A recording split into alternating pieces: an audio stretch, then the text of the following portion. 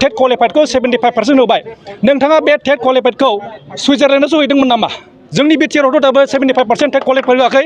नोंथाङा सुइजारलेण्डआव हैदोंब्ला अननानै सुइजारलेण्डनिफ्राय बड'लेण्डआव लाबोफिन एजुकेशन सेक्टरखौ नोंथाङा मानो बयनिफ्राय नेग्लिजेन्स खालामखो नोंथाङा जुदि दुरान काप खुंनो हायोब्ला नलेज फेस्टिभेल खुंनो हायोब्ला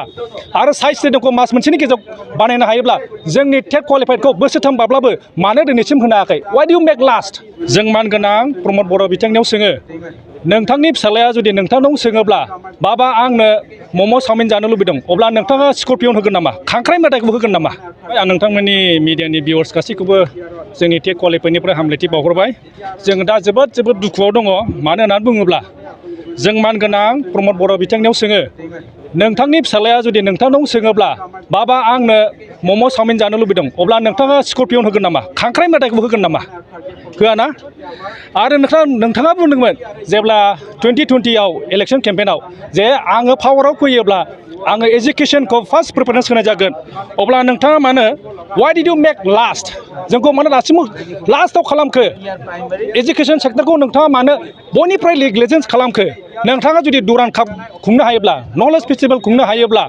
आरो साइन्स स्टेडियामखौ मास मोनसेनि गेजेराव बानायनो हायोब्ला जोंनि टेट क्वालिफाइडखौ बोसोरथाम बाब्लाबो मानो दिनैसिम होनो हायाखै why do you make last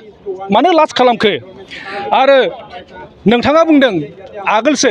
जे जोङो टेट क्वालिफाइडखौ 75% होबाय नोंथाङा बे टेट क्वालिफाइडखौ सुइजारलेण्डआवसो हैदोंमोन नामा जोंनि बिटिआरआवथ' दाबो 75% टेट क्वालिफाइड होआखै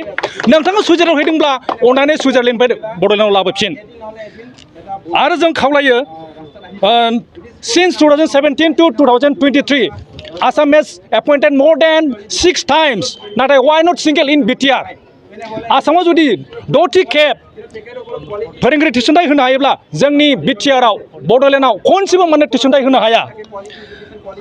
आरो mister Dipen Boro' president of ABSU नोंथाङा बुंदों आरोबाव नोंथाङा बेबायदि बुंदों जे टेट खुंबावनांगौ जोंनि बिटिआरआव सिन्स 2017 टु टिल 23 जोङो मर देन 20,000 टेट क्वालिफाइड दङ अब्ला नोंथाङा मा डाटा लानानै टेट खुंबावनांगौ बुंखो ना नोंथांनि डाटाया अखाफोराव थायो नामा बे जोंनि सोंथि आरो जोङो खावलायदों जे जोङो बोसोरे बोसोर भिक्टिमाइज जानो जों गोसो गैलिया बेनिखायनो जों खावलायो जुदि प्रमद बर' नोंथाङा जुदि जों टेट क्वालिफाइड होनायनि साबिखौ सुइजारलेण्डआव हैदोंब्ला अननानै बिटिआरआव लाबोफिन आरो थाबैनो बे अक्ट'बर दानावनो जोंनो फोरोंगिरि थिसनथाइखौ होनांगौ जों गले गले खावलायो मानगोनां प्रमद बर' नोंथाङा थाबैनो बे अक्ट'बरनि दानावनो जोंनो रिक्रुटमेन्टखौ होनांगौ आरो थाबैनो एडभार्टाइज होनायजों लोगोसे जोंनि बिटिआरनि जेसेबांनाखि गुदि फरायसालि आरो गेजेर फरायसालि दं बेनि फोरोंगिरिनि समादानखौ नोंथाङा थाबैनो होनांगौ थेंक इउ